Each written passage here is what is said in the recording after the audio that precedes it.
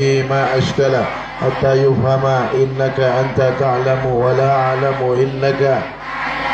اللهم صل وسلم وبارك على مولانا محمد وآله النور المذهب للنسيان بنوره في كل لمحة ونفس عدد ما وسعه علم الله. نويت التعلم والتعليم والتذكر والتذكير والنفع والانتفاع والإفادة والاستفادة والحث على التمسك بكتاب الله وسنة رسوله والدعوة إلى الهدى والدلالة على الخير ابتغاء مرضات الله وقربه وثوابه سبحانه وتعالى. رب اشرح لي صدري يسر لي أمري واحلل عقدة من لساني يفقهوا قولي. بسم الله الرحمن الرحيم. الحمد لله رب العالمين والصلاة والسلام على أشرف الأنبياء والمرسلين سيدنا ومولانا محمد وعلى آله وصحبه أجمعين. أما بعد فقال المصنف والعلماء الذين كتبت أقوالهم في هذا الكتاب المبارك حفظهم الله ورحمهم الله ونفعنا بهم وبعلومهم وبعلوم شيخنا وبعلوم العلماء العاملين في الدارين آمين. كتاب الصدقة أين؟ أين بud?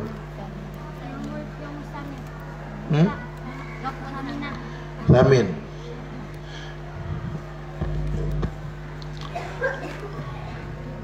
Babul Karim ila qawlihi as-samin kharaja Sayyiduna Ali Zainal Abidin min makanin fa iza rajulun qala lahu saragta himyani wa fihi alfu dinar wa la ahadun saraga dhalika illa anta wa takallama alayhi wa sabbahu wa qala lahu Sayyidina Ali Zainal Abidin ta'al ila ad-dar nu'tik. فصار معه إلى داره وأعطاه الألف دينار ثم إن صاحب الهميان رجع إلى داره وفتح منزله فوجد هميانه فبهت وتحير ورجع سريعا إلى سيدنا علي زين العابدين وطلب العفو منه. Jadi Sayyidina Ali Zainal Abidin ini cicitnya langsung Nabi Muhammad sallallahu alaihi wasallam. Sayyidina Ali Zainal Abidin bin Husain bin Sayyidah Fatimah, putranya Sayyidina Ali, beliau binti Rasulullah sallallahu alaihi wasallam.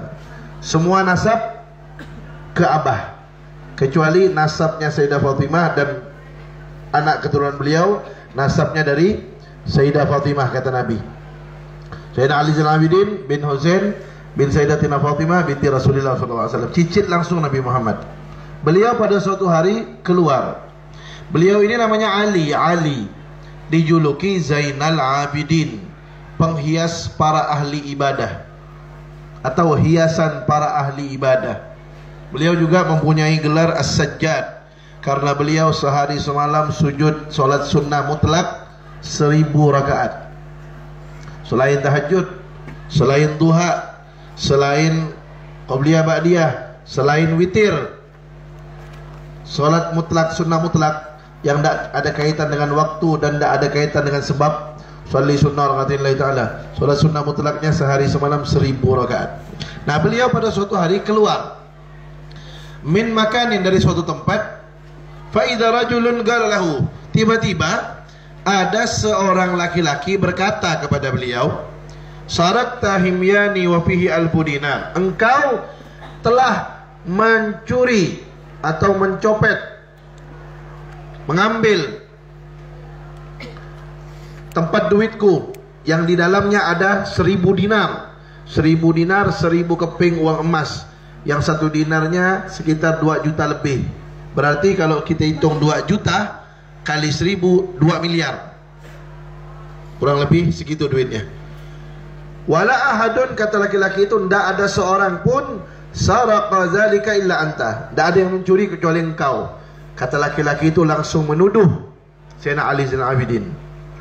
Tidak sampai di situ, bukan hanya menuduh, wa takallama alaih, dia menjelek-jelekkannya. Takallama alaih itu menjelek-jelekkan Sayyidina Ali Zainal Abidin. Wa sabbahu, dan mencacinya, mencelanya. Udah dituduh mencuri, dijelek-jelekkan, dicaci maki, dicelah. Apakah Sayyidina Ali Zainal Abidin membalas? Tidak. Begitulah akhlak yang diajarkan oleh kakek beliau Rasulullah sallallahu alaihi wasallam. Kalau urusan pribadi tidak pernah marah. Paman beliau Sayyidina Hasan, abangnya Sayyidina Husain, pernah pada suatu hari dicaci maki orang. Luar biasa caciannya. Setelah selesai orang itu mencaci, murid-murid beliau bilang, "Wahai Sayyidina Hasan, kenapa engkau tidak balas?" Apa kata beliau? "Saya tidak tahu bagaimana caranya membalas. Karena ayah saya Ali bin Abi Thalib, ibu saya Fatimah Zahra, kakek saya Rasulullah SAW. Mereka semua tidak pernah mengajarkan saya bagaimana cara mencaci maki orang, bagaimana membalas celaan orang. Jadi saya tidak tahu bagaimana caranya." Tuh, ajaran beliau-beliau seperti itu. Dicaci, dimaki, dihina, tidak pernah balas. Sayyidina Husain lebih lagi. Sayyidina Husain adik beliau, abahnya Sayyidina Ali Zainal Abidin. Beliau lagi berjalan di kota Madinah, di jalan kota Madinah. Beliau bersama pasukannya, bersama anak murid beliau. Lagi berjalan, tiba-tiba ada seorang Yahudi, satu orang datang ke Sayyidina Husain, langsung ditempeleng muka Sayyidina Husain. Kelepok, meletop mukanya. Merah muka Sayyidina Husain, merah beliau. Manusiawi, manusia akan marah gitu. Tapi beliau tahan marahnya.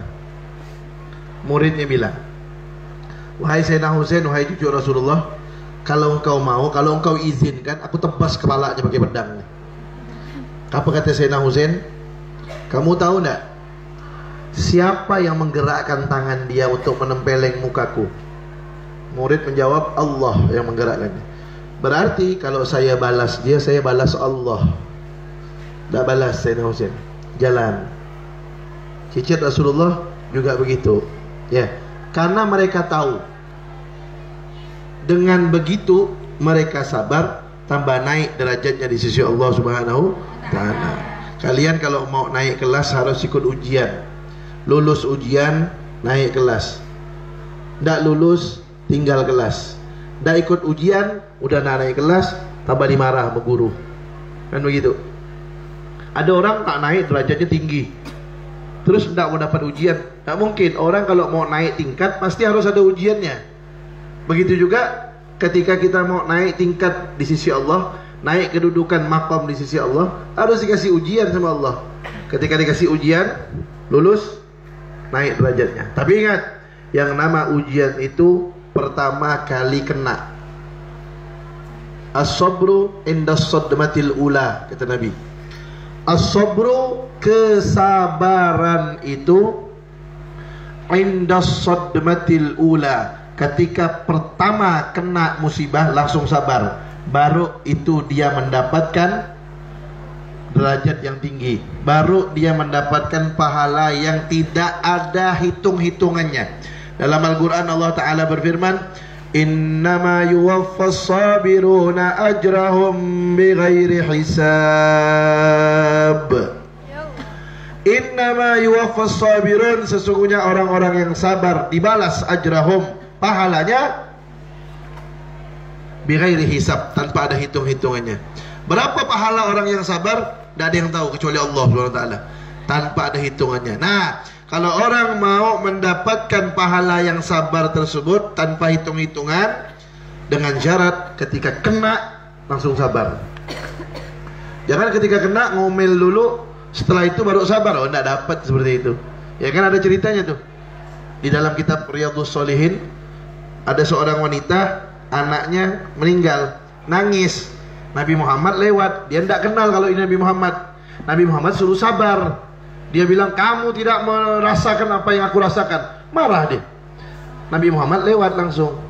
Setelah ditegur, dia marah, Nabi Muhammad lewat. Datang satu orang memberitahu, itu Rasulullah. Akhirnya dia malu, dia datangin Rasulullah SAW. Kemudian dia mengatakan, "Wahai Rasulullah, saya sabar." Rasulullah pun bersabda, "As-sabru indas sadmatil ula." Sabar itu ketika pertama kena, baru itu mendapatkan balasan pahala tanpa ada hitung-hitungannya. Nah, Sayyidina Ali Zainal Abidin ni dituduh mencuri, dicela, dijelek-jelekkan, dicaci maki. Diam beliau. Coba lihat apa balasan beliau. Yang beliau katakan kepada orang yang menuduh tersebut, faqala lahu, beliau berkata kepada laki-laki itu, Sayyidina Ali Zainal Abidin berkata, ta'al ila dar, ayo ikut saya ke rumah, kemari ikut ke rumah, nu'tik, kami akan berikan kamu itu duitnya. Fasara ma'ahu ila darihi, maka berjalanlah bersamanya ke rumah Sayyidina Ali Zainal Abidin. Wa a'tahu al-alfad dinar, Sayyidina Ali Zainal Abidin memberi 1000 dinar kepada orang tersebut. Thumma inna sahibal himyan raja'a ila darihi, kemudian orang yang dompetnya itu, tempat duitnya hilang itu, pulang ke rumahnya setelah mendapatkan 1000 dinar, pulang dia. Wa fataha manzilahu, kemudian dia buka pintu rumahnya, dia masuk ke rumah. Ya, dia buka rumahnya, fawajada himyanahu, maka dia dapatkan tempat duit itu ada di rumahnya. Fabuhita wa tahayyara, maka dia pun malu dan bingung. Wa raja'a sari'an, dan dia pulang cepat-cepat kembali ila Sayyidina Ali Zainal Abidin, langsung dia segera kembali kepada Sayyidina Ali Zainal Abidin. Wa talabal afwa minhu, dan dia langsung minta maaf kepada Sayyidina Ali Zainal Abidin. Kenapa? Kata orang Pontianak itu beramak lah muka. Bayangkan nih, ini yang dituduhnya cicit Nabi, dicaci maki, udah itu ndak marah, dikasih duit. Tahu-tahu duitnya yang tinggal itu ada di rumah. Apa tak beramak macam itu mukanya? Langsung dia pergi. Wagala, dan laki-laki itu setelah sampai kepada Sayyidina Ali Zainal Abidin, dia berkata, takallamtu alaik, aku telah menjelek-jelekkan kamu. Wattahamtuka bisariqah, dan aku telah mencurigai engkau mencuri. Wasakattah, tapi engkau diam. Diam, ya Allah, ya akhir akhlak, nikmal akhlak. Tapi engkau diam. Aku caci engkau, aku cela engkau, aku jelek-jelekkan engkau, aku tuduh engkau mencuri, engkau diam. Wasabarta, engkau sabar. Wahalumta, engkau sangat sabar. Ya, beda. Sobrun, sabar. Sobara, yasbiru, sobran, sabar. Kalau hilmun, sangat sabar. Sobir, orang yang sabar. Halim, sangat penyabar. Engkau sangat sabar, kata laki-laki itu. Alayya, atas aku, atas perbuatannya itu. Walam tu'amilni ala mujibi amali, walam tu'amilni, engkau tidak memperlakukan aku ala mujibi amali, atas atau dengan sesuatu yang harus aku dapatkan sebab perbuatanku itu. Artinya engkau tidak melakukan sesuatu yang seharusnya aku dapatkan sebagai balasan dari perbuatanku itu. Artinya engkau tidak mencaci aku balik, engkau tidak menghina aku, engkau tidak marah kepadaku, padahal sebenarnya aku berhak untuk mendapatkan itu. Wa a'taitanid dananir, engkau berikan aku lagi uang-uang dinar. Jadi diam, ndak marah, ndak balas, kasih duit lagi. Langkah seperti itu tuh. Dituduh mencuri, caci maki, segala macam, diam, ndak balas, malah dikasih duit. Ya akhir akhlak, nikmat tarbiyah. Allah. Wal'an, sekarang wajadtu himyani, aku dapatkan tempat duitku itu. Wa khudhil alfan ladzi minka, ini ambil 1000 dinar yang kau kasihkan kepadaku tadi, ini aku kembalikan, ambillah. Faqala lahu Sayyiduna Ali Zainal Abidin, maka Sayyidina Ali Zainal Abidin berkata kepada laki-laki itu, Qad samahtuka wa afautu anka, sungguh aku telah memaafkanmu. Sama tu, afautu anka, samahtu, aku telah memberimu maaf. Wa afautu anka, sama aku telah memberimu maaf.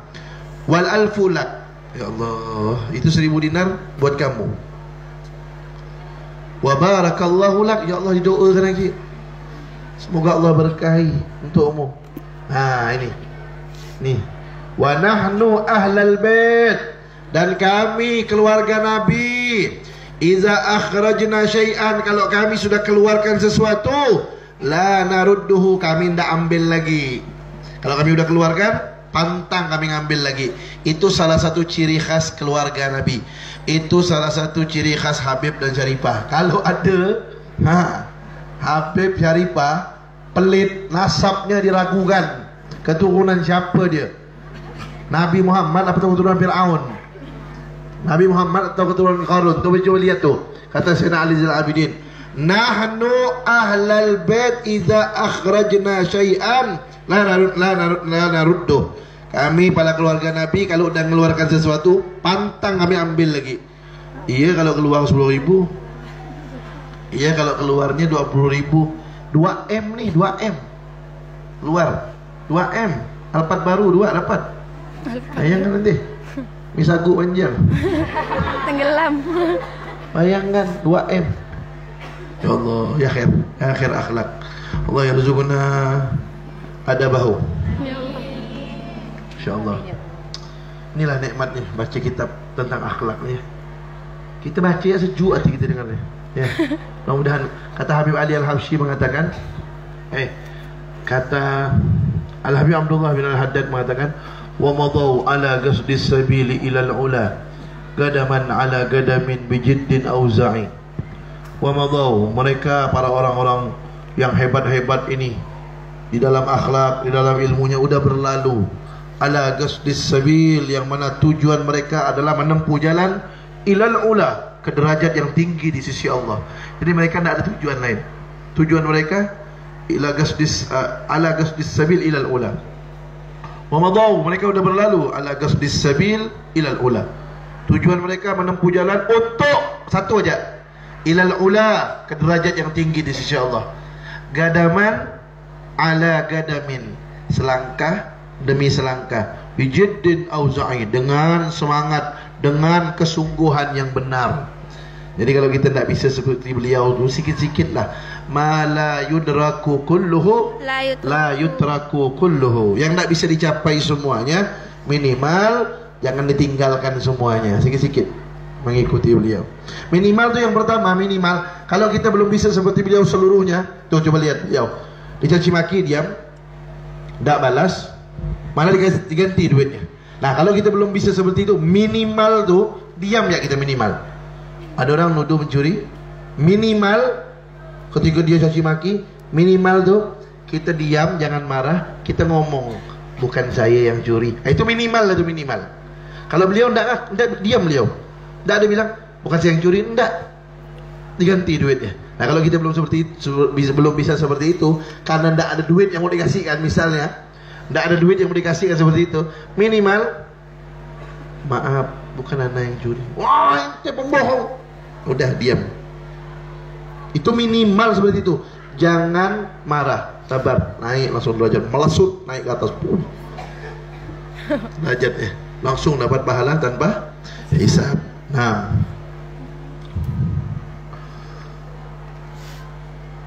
ata ilal Habib Zainal Abidin bin Mustafa Al-Idrus Al-Habib Saggaf bin Muhammad Qadhi Sewun atau ghairuhu min salafihi zairan lahu falam yajidu hataban litabkhi ghidaihi wa kana qad inqata'a dukhulul hatab bisababil matar fa fataha lahum khizanatan minad dukhun wa qala itbakhu ghizaahu biduhun. Datang kepada Habib Ali Zainal Abidin bin Mustafa Al-Idrus, yang datang Habib Saggaf bin Muhammad Qadhi, yang didatangi namanya Habib Zainal Abidin Al-Idrus, atau yang datang selain Habib Saggaf itu, min salafihi, daripada pendahulunya orang-orang soleh. Zairan lahu, Habib itu datang kepada Habib Zainal Abidin Al-Idrus berkunjung. Di mana? Di Sewun. Sewun tuh kota dekat Tarim. Dari Sewun ke Tarim tuh tidak sampai 1 jam. Allah yarzuqna ziarah Rasulullah SAW wa ziarah Hadramaut bil uthwin wa khairul afiyah. Dari Sewun ke Tarim tidak jauh. Sewun tempatnya Habib Ali bin Muhammad Al-Habsyi Sohibul Maulid yang ngarang Maulid Simtud Duron. Nah, Habib Zainal Abidin Ali Idrus ini tinggalnya di Sewon. Pada suatu hari beliau didatangi tamu. Coba lihat tuh. Ya Allah. Apa? Falam yajidu haqaban. Beliau tidak punya kayu bakar karena dulu belum ada minyak tanah, belum ada LPG. Mereka masak pakai kayu bakar. Mau cari kayu bakar untuk masak, kayu bakarnya tidak ada. Untuk apa? Litabkhi ghizaihi. Untuk memasak makanan buat tamu. Tidak ada. Wa kana gading qata'a, dan sungguh telah terputus dukhulul hatab, masuknya kayu bakar bisa mobil motor. Jadi kayu bakar tidak ada datang karena hujan. Jadi kayu semuanya basah, jadi tidak ada kayu bakar. Apa yang beliau lakukan untuk memuliakan tamu nih, untuk memasakkan makanan buat tamunya? Fa fataha lahum khizanatan minad dukhul. Beliau keluarkan, buka lemari kayu, yang mana kayunya itu terbuat dari kayu gaharu. Ini tahu tak kayu gaharu yang nomor 1 super tuh? Itu harganya sekilonya ratusan juta. Ya, sekilonya bisa inilah dia. Ratusan juta. Beliau keluarkan kayu tuh, bukan sekilo. Tuh. Beliau keluarkan, dibuka lemarinya. Diambil kayunya untuk dijadikan kayu bakar. Yang dijadikan kayu bakar itu karena tidak ada kayu lagi, kayu gaharu dijadikan kayu bakar. Nah, kalau untuk masak kan segini tak cukup nih. Sekilo itu sekitar segini mungkin. Kan tak mungkin cukup segini. Berarti berapa kilo beliau keluar itu? Hanya untuk kayu bakar beliau keluarkan ratusan juta untuk masakkan makanan buat tamu itu. Wa qala, beliau berkata, itbahu, masak ghizaahu, makanan untuk tamu itu bidukhunin, nih dengan kayu gaharu ini. Ya Allah, bagaimana mereka kedermawanannya, karim, kedermawanannya luar biasa. Tidak ada hitung-hitungannya. Memang begitu ajaran Nabi Muhammad SAW. Man kana yu'minu billahi wal yawmil akhir falyukrim dhaifahu. Al-hadis. Barang siapa yang beriman kepada Allah dan hari akhir, maka tandanya adalah hendaknya dia memuliakan tamunya. Kan di antara haknya tamu tuh, kalau ada tamu datang ke rumah, kan di antara haknya tamu dalam ajaran Islam tuh, kalau dia datang ke rumah, dia boleh menginap dan dilayani selama 3 hari 3 malam. Tak boleh ditanya ente keperluannya apa, tak boleh. Itu seperti itu ajaran Islam. Kalau ada tamu datang, dia mau nginap di rumah, yang punya rumah tak boleh nolak, biarkan dia nginap. Dan tak boleh ditanya ada apa ini, tak boleh. Sampai kapan? Sampai udah 3 kali 24 jam, artinya 3 hari 3 malam. Udah selesai, harus dijamu, dikasih makan segala macam semampunya lah. Udah selesai, baru udah 3 hari baru ditanya apa keperluan antum. Nah, begitu adab dalam Islam, seperti itu. Bab al-bakhil. Sekarang kita masuk pada bab al-bakhil, alias masin, kedekut, kikir, pelit, medit. Ini bab yang akan kita bahas nih. Mudah-mudahan Allah yub'iduna min hadzal sifah, min hadhihi sifah. Qala Rasulullah sallallahu alaihi wasallam, as-sakhiyul jahul ahabbu ila Allah min al-'abidil bakhil. As-sakhiyul jahul, orang yang dermawan tapi dia bodoh bala. Orang yang dermawan tapi dia blow on. Orang yang orang yang dermawan walaupun dia lingau-lingau. Orang yang dermawan walaupun dia dungu, bengak. Ahabbu ilallah, lebih Allah cintai minal abidil bakhil, daripada orang yang ahli ibadah tapi pelit nak mampus. Kalau orang ahli ibadah, oh luar biasa. Tapi ingat, as-sakhiyul jahul itu orang yang pelit, yang bodoh, yang lebih dicintai Allah daripada ahli ibadah yang pelit itu. Itu artinya orang yang dermawan tapi dia tetap melaksanakan kewajiban. Sholat 5 waktu dia laksanakan, tutup aurat, Ramadan dia puasa. Nah, seperti itu. Yang wajib-wajib laksanakan. Nah, kalau dia hanya melaksanakan yang wajib tapi dia dermawan, ilmunya minim, bodoh, dibandingkan orang ahli ibadah, yang namanya ahli ibadah itu berarti dia melaksanakan selain yang wajib juga. Makanya dikatakan ahli ibadah. Sunnah, rajin. Ibadah-ibadah yang wajib tidak usah cerita. Sunnahnya luar biasa, full, gaspol, luar biasa. Tapi pelit. Lebih mulia orang dermawan yang bodoh daripada ahli ibadah yang... Jadi tidak bisa mendapatkan kedudukan yang tinggi walaupun dia ibadah sampai gosong keningnya, walaupun dia ibadah sampai tanggal dia punya tulang pinggangnya saking rajinnya dia ibadah, walaupun dia ibadah sampai bengkak-bengkak kakinya, tapi kalau dia pelit tidak naik derajatnya di sisi Allah SWT. Tak ada gunanya. Jadi kadang-kadang ni dia makan kue kiriman mak itu tengah malam buta, kawan-kawan dah tidur bawa dia makan. Buka mari pelan-pelan dia. Kawan dah tidur baru dia makan kuenya. Nauzubillah min zalik. Wujud misalnya ada tu macam itu tu. Zila. Buka malam-malam atau dia tapuk di ranjang tu ditutup pakai kain, pakai sejadah. Begitu nak tidur dia masuk dalam baju. Naik dia, sian mak kami ni ngirim kami makanan, masa kami bagi-bagikan, terus kami yang menikmati. Naik dia kon situ tersedak mati di atas tu. Kau tahu Nazila tahan dia bertapuk makan. Orang muda sepi. Auzubillah min zalik. Seperti itu tak naik derajatnya. Biar pintar, biar rajin ibadah, tak naik derajat insya Allah SWT. Auzubillah min zalik. Tapi orang yang dermawan itu, walaupun ibadahnya pas-pasan yang wajib, sunnah, ala kadar, naik, melesut. Kenapa? Dermawan dia. Tidak ada cerita wali bakhil, tidak ada. Pasti yang namanya wali karim, sakhi, dermawan. Qala sallallahu alaihi wasallam, as-sakhiyu garibun minallah, garibun minan nas, garibun minal jannah, ba'idun minan nar. Wal bakhil ba'idun minallah, ba'idun minan nas, ba'idun minal jannah, garibun minan nar. Rasulullah sallallahu alaihi wasallam bersabda, orang as-sakhi, orang yang dermawan, garibun minallah, dekat dengan Allah, artinya Allah cinta, sayang, senang, gembira dengan dia. Garibun minan nas, dekat dengan manusia. Siapa yang suka teman belit? Kita suka teman yang dermawan, dekat, orang senang kalau orang dermawan.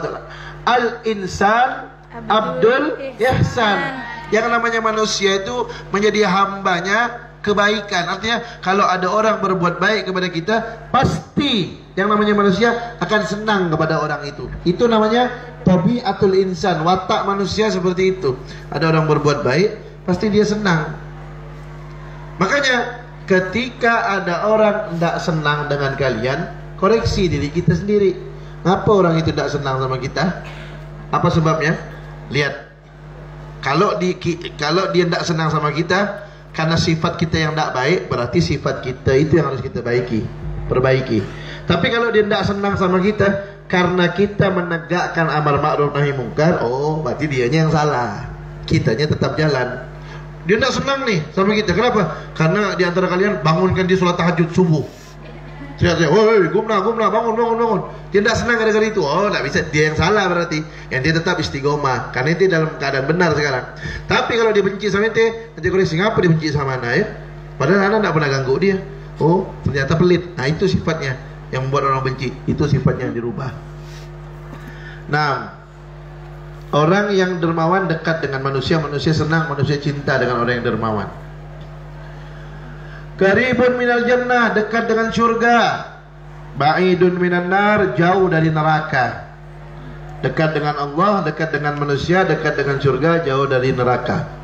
Wal bakhil, sedangkan orang yang pelit, ba'idun minallah, jauh dari Allah. Allah tidak suka. Ba'id, jauh, berarti Allah tidak senang. Allah tidak mau dekat dengan dia. Biar rajin ibadah. Ingat tuh, yang pelit-pelit, biar rajin ibadah. Allah tidak senang, jauh. Allah tidak mau dekat sama dia.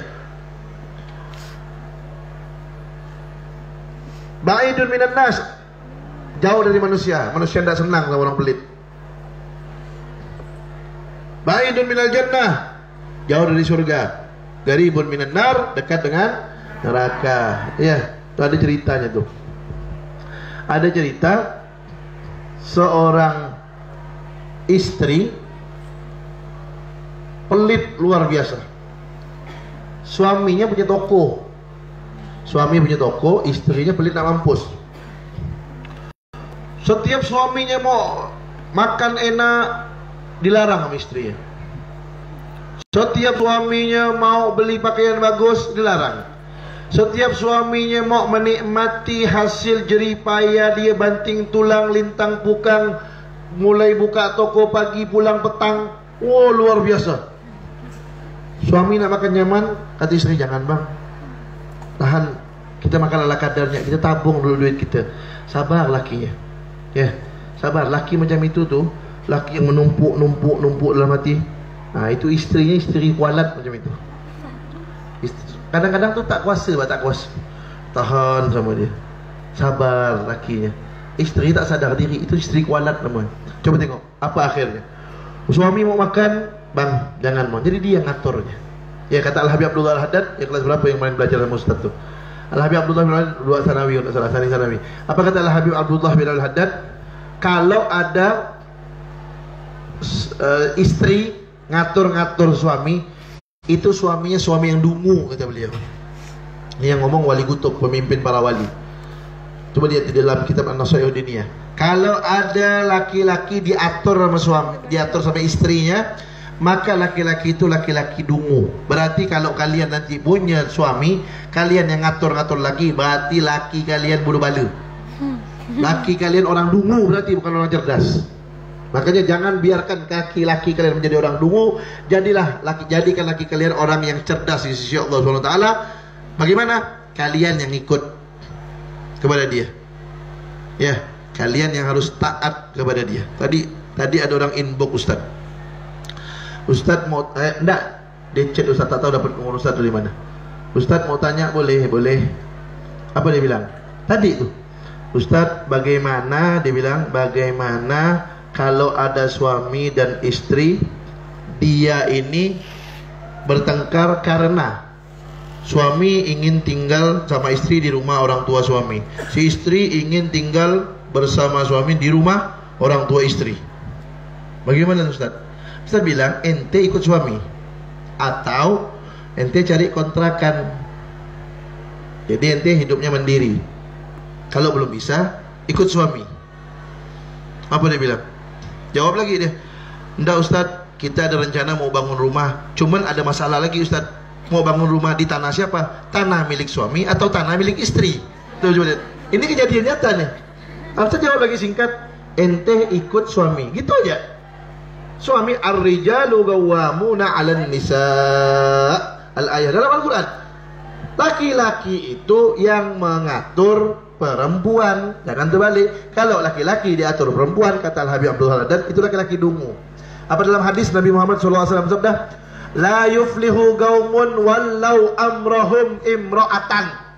La yuflihu qaumun, suatu kaum tidak bakal beruntung, wallau amrahum, yang mana mereka menyerahkan perkaranya, menyuruh perkaranya tersebut diserahkan, diurusi imra'atan oleh seorang wanita. Jadi perkara dia sikit-sikit, bini suruh ngurusnya, bini yang suruh ngaturnya. Nah, itu tidak bakal beruntung, kata Nabi. Nabi yang ngomong nih, tidak bakal beruntung tuh. Nah, jadi jangan sampai seperti itu kalian. Kalau seperti itu, tidak bakal beruntung nanti keluarga kalian. Na'udzubillah min dzalik. Biarkan suami. Kalian kasih masukan boleh. Bukan artinya tidak boleh kasih masukan boleh, nasihat. Bang, bagaimana kalau begini? Kata suaminya, tidak usah, begini aja. Naam. Selama tidak melanggar perintah Allah ya. Naam. Kalau melanggar perintah Allah jangan ditaat. La ta'ata li makhluqin fi ma'siyatil khaliq. Tidak boleh taat kepada makhluk jika dia mengajak untuk maksiat kepada Allah.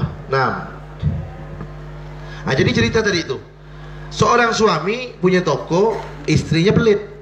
Suami mau makan enak, tidak boleh. Suami mau beli baju bagus, tidak boleh. Apa dia bilang? Tidak usah bang, nanti aja, kita nabung aja dulu. Mau beli baju bagus, nabung aja dulu. Mau beli kendaraan, nabung aja dulu. Terus tabung duitnya. Suaminya nahankan rasa. Ini istri kualat. Akhirnya istrinya sakit terus, sakit parah karena kualat tadi itu, sakit terus sakit parah, mati istrinya. Ini kejadian nyata, mati istrinya. Suaminya kawin lagi. Tahu ente suaminya kawin sama siapa? Kawin sama karyawan tokonya. Kawin sama karyawan yang kerja di tokonya. Apa kata karyawan toko bilang sama suaminya nih, yang dulu bosnya. Apa dia bilang? Bang, tak nyangka saya bang, kata dia. Yang capek-capek cari duit nih, abang sama nyonya tuh, sama istri abang tuh, saya yang nikmati duitnya, kata dia. Rasa kau sakit, tersiksa, mati cepat, suami dongkol, yang nikmati bukan dia, istri baru.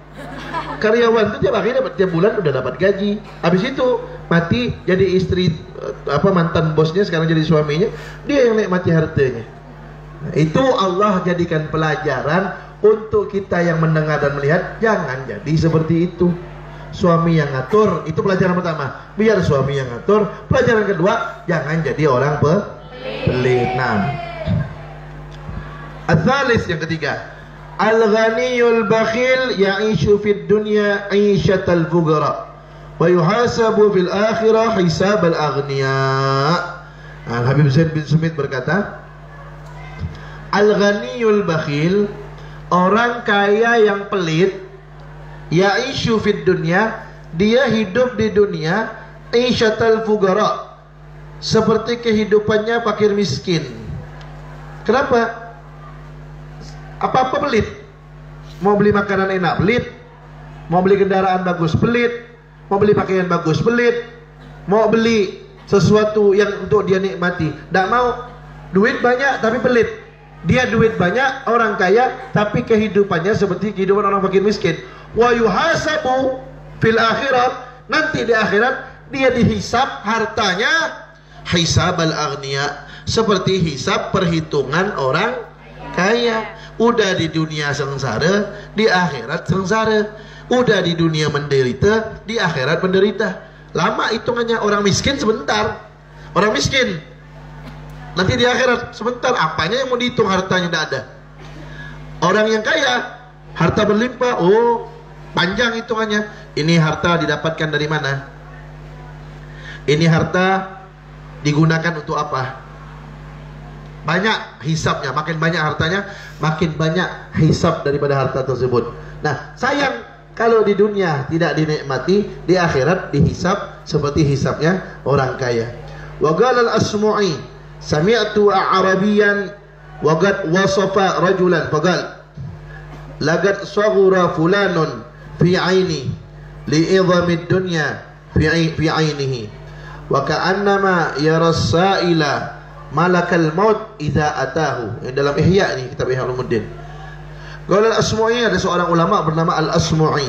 Beliau berkata, sami'tu a'rabiyan, saya mendengar seorang dari pedalaman Arab, Badui, orang pedalaman. Wa qad wasafa rajulan, orang ini berbicara, dia mensifati seorang lelaki. Faqal, dia berkata, ini orang pedalaman itu orang polos-polos ya. Dulu zaman Nabi itu banyak orang Arabi itu yang masuk Islam. Mereka orang pedalaman, tidak tahu adab. Bukan mereka tidak beradab, mereka tidak tahu adab. Memang tidak tahu adab. Kan pernah dulu zaman Nabi, kan lantai kan dari pasir ya, masjid tuh. Lantainya pasir. Ada orang Arabi kencing di masjid. Bukan di WC-nya, di masjidnya. Teriak sahabat satu masjid. Sahabat kaget kan, teriak. Kata Nabi, diam, biarkan. Karena kalau dikejutkan dia, kemana-mana ya kencingnya, muncrat. Kan? Pemadam kebakaran kemana-mana nanti itu kan. Akhirnya, kata Nabi, biarkan dulu. Biarkan. Tuh Nabi itu pintar, Masya Allah. Biarkan. Udah fokus dikencing di suatu tempat. Habis itu ditutup, kan pasir. Itu orang Arab itu salah satu contohnya. Kebanyakan mereka atau sebagian mereka tuh nggak tahu ilmu adab memang. Bukan mereka tidak beradab. Kalau orang tidak beradab tuh dia tahu ilmu adab tapi tidak mau beradab. Kalau orang Arab ini, orang Badui, orang pedalaman di sana dulu di Arab itu, memang dia tidak mempelajari ilmu adab. Setelah datangnya Islam baru mereka belajar adab. Nah, Ini Arabi ini beda ya. Arabi sama Arabi beda. Kalau pakai hamzah dulu Arabi itu orang pedalaman Badui. Tapi kalau pakai ain dulu Arabi orang Arab. Kata Nabi dalam hadis, hubbul Arab iman wa bughduhu nifaq. Hubbul Arab imanun. Mencintai Arab itu iman kata Nabi. Wa bughduhu, dan membenci Arab nifaq, kemunafikan kata Nabi. Nah, apa yang dikatakan oleh orang Arabi, orang Badui pedalaman ini? Dia mengatakan, laqad saghura fulanun fi aini. Sungguh si fulan itu kecil dia di pandangan mataku. Li'idhamid dunya fi ainihi, karena agungnya dunia di mata dia. Jadi kata orang Arabi ini, itu orang kecil di pandangan mataku karena dia membesar-besarkan dunia di matanya. Artinya orang itu aku anggap sepele, kecil di mataku. Karena kenapa? Dia cinta dunia. Ini orang pedalaman nih ngomong, itu orang tidak ada nilainya, rendah di mataku karena dia memandang dunia itu agung. Wa ka'annama, dan seakan-akan ya rasailah, orang itu kalau melihat orang yang minta-minta, seakan-akan dia ra'a malakal maut, melihat malaikat maut Israel. Iza atahu, jika malaikat Israel datang kepada dia. Jadi orang yang seperti itu terlalu cinta dunia, melihat orang minta-minta macam Israel datang, takutnya luar biasa. Takut melihat Israel, tutup pintunya, lari, bilang tidak ada di rumah. Orang seperti itu tidak ada harganya di mataku. Makanya Banat, ingat, jangan tawadhu dengan orang kaya karena kekayaannya. Man tawadhu'a li ghaniyin li ghinahu dhahaba thulutha dinihi. Man tawadhu'a, siapa yang merendahkan dirinya, li ghaniyin, pada orang kaya, li ghinahu, karena sebab kekayaannya, dhahaba, pergi, hilanglah, thulutha dinihi, 2/3 agamanya hilang. 2/3 itu berarti 70% lebih hilang. 2/3 itu lebih dari setengah. Jadi kalau ada seorang tawadhu, merendahkan diri di hadapan orang kaya, dia merendahkan diri di hadapan orang kaya itu karena sebab kekayaannya, bukan karena sebab kesolehannya, bukan karena sebab kealimannya, karena sebab kekayaannya. Maka yang merendahkan diri itu hilang 2/3 agamanya, hilang. Berarti tinggal 1/3 agamanya. Tapi kalau ada orang kaya, dia orang soleh, apa contohnya? Almarhum Syed Muhammad Al-Maliki, kaya raya, tapi orang alim yang soleh, wali min auliyaillah. Beliau datang berdiri, kita cium tangan. Oh, kita menghormati beliau bukan karena kekayaannya, karena kesolehannya. Tapi kalau menghormati orang, merendahkan diri kita, merendahkan, menghinakan diri kita karena kekayaan dia, hilang 2/3 daripada agama. Makanya jangan rendahkan diri kepada orang kaya gara-gara kekayaannya. Nah, jadi orang Badui saja, orang pedalaman saja, dia tahu siapa orang yang harus dihormati, siapa orang yang tidak harus dihormati. Dia tidak mau menghormati, dia tidak mau memuliakan, mengagungkan orang yang memandang dunia itu besar di matanya, tidak mau dia. Itu orang pedalaman, apalagi orang kota, ya. Wallahu a'lam bisawab. Soal. Ya Rabbana a'tarafna bi annana iktarafna wa annana asrafna ala ladha ashrafna wa tub alayna tawba tawsillu kulla hawba wastur lana al-awrati wa aminir rawati waghfir والآل والإخوان وسائر الخلان وكل ذي محبة وجيرة أو صحبة مسلمين أجمع آمين ربي اسمع فضلا وجودا منا لا باكتساب منا نهضى بكل سولي بالمصطفى الرسول نهضى بكل سولي بالمصطفى الرسول نهضى صلى وسلم ربي عليه عد الحب وآله وصحبه عدد طش الصحب والحمد لله fil bad'i wa tanahi hamdan katsiran daim mahabbatin saim. Ustaz, boleh nak misalnya kita ini diomongkan sama orang, terus kita tuh tak tahu kalau kita diomongkan sama dia, terus kita tuh bilang alhamdulillah aku diomongkan, jadi pahala aku banyak, dosa aku jadi sikit. Nggak usah itu omongan, diam-diam ya lah. Kecuali ada orang lapor sama ente, pengadu domba itu, kadang-kadang pengadu domba tuh la yadkhulul jannah namam, tidak masuk surga pengadu domba kata Nabi. Ada orang jelek-jelek kan, dia sampai nih, kau tahu tak, tahu dia tuh jelek-jelek kan, kau tahu itu namam tuh, pengadu domba, kompor. Nah, jadi ente bilang kayak gitu boleh. Alhamdulillah masih ada yang ngomongan saya, berarti dosa saya hilang, pahala saya dia kirimkan pahala dia untuk saya, atau diambil dosa saya, begitu. Tidak apa kita omongan. Apa yang dimaksud dengan membuat kefakiran jika kita terlalu pagi pergi ke pasar atau pulang terlambat ke pasar? Banyak belanja lah. Maksudnya pergi ke pagi-pagi ke pasar? Tak tahu ini ucapan siapa ni. Apa yang dimaksud dengan membuat kefakiran jika kalau terlalu pagi pergi ke pasar? Membuat fakir, ya mungkin karena pasar belum buka kali, dia bertunggu situ.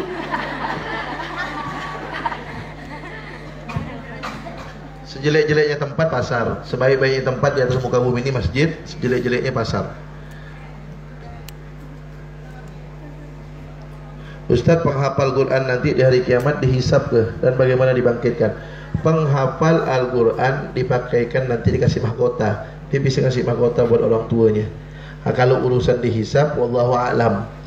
Yang Ustaz tahu, yang tidak dihisab tuh diantaranya orang yang tahajud. Nah, itu memang ada hadisnya, Ustaz tahu. Kalau ini Ustaz tak tahu, tak pernah dengar, belum pernah baca. Tak tahu lah kalau itu pernah baca. Kalau Ustaz belum pernah dengar, belum pernah baca, orang yang hafal Quran tidak dihisab. Kalau tahajud ya ada hadisnya. Yusyarun nasu yawmal qiyamah fi sa'idin wahidin fayunadi munadin ila alladziina tatajafa junubuhum 'anil madaji' wa yaghumuhum ghalil fa yadkhulul jannah bighairi hisab. Allahu ja'alna minhum. Nanti di hari kiamat manusia dikumpulkan pada suatu tempat, kemudian ada suara panggilan, mana orang-orang yang rajin bangun tahajud, kemudian mereka pun berdiri, jumlah mereka sedikit, maka mereka masuk surga tanpa hisab, kata Nabi, yaitu ahli tahajud. Fil ma'had tahajud, fil bait tahajud, qabla zawat tahajud, ba'da zawat tahajud, ma indaha walad tahajud, ba'da ma hasolatil walad tahajud. Nah itu istiqomah. Al-istiqomah khairun min alfi wallahu a'lam.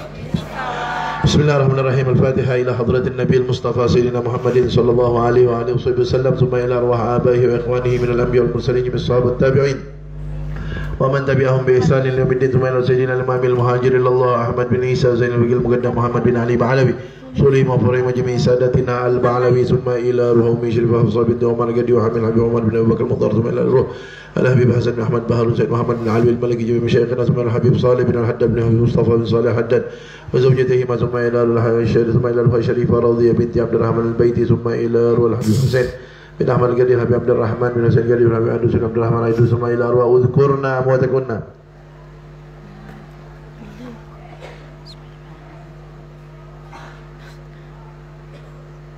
وأصولهم وفرعهم ثم إلى جميع العلماء والأولياء خصوصا الذين كتبت أسماءهم وأقوالهم في هذا الكتاب المبارك، ثم إلى جميع المسلمين والمسلمات والمؤمنين والمؤمنات أن الله يتغشاهم بالرحمة والمغفرة ويسكننا وإياهم الجنة برحمته، وأن الله ينفعنا ببركاتهم وأسرارهم وأنوارهم وعلومهم ونفحاتهم في الدين والدنيا والآخرة، وأن الله ببركتهم يرزقنا ووالدينا وجميع مشايخنا وأساتذتنا وأستاذاتنا وجميع أحبابنا الرضا والرحمة والبركات في الدين والدنيا والآخرة، وأن الله يرزقنا وإياهم طول الأمور مع الصحة والعافية مع الرضا والبركة مع الطاعة والعبادة، وأن الله يرزقنا وإياهم العلوم النافعة والبركة في الدين والدنيا والآخرة، وأن الله يرزقنا وإياهم حسن الخاتمة عند الموت بلطف وخير وعافية، وأن الله يرزقنا وإياهم رزقا واسعا حلالا طيبا مباركا من غير كسب في لطف وخير وعافية، وأن الله يسهل أبويا الحبيب زين بهارون وأبويا الحبيب حسن الحداد في إتمام بناية المعهد وفي إتمام بناية المصلى، وأن الله يرزقنا الأزواج الصالحين الطيبين الجملاء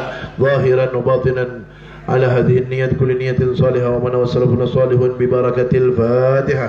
أعوذ بالله من الشيطان الرجيم. بسم الله الرحمن الرحيم. الحمد لله رب العالمين الرحمن الرحيم مالك يوم الدين إياك نعبد وإياك نستعين. بسم الله الرحمن الرحيم. سبحانك اللهم Wa bihamdika asyhadu an la ilaha illa anta astaghfiruka wa atubu ilaik. Assalamualaikum warahmatullahi wabarakatuh.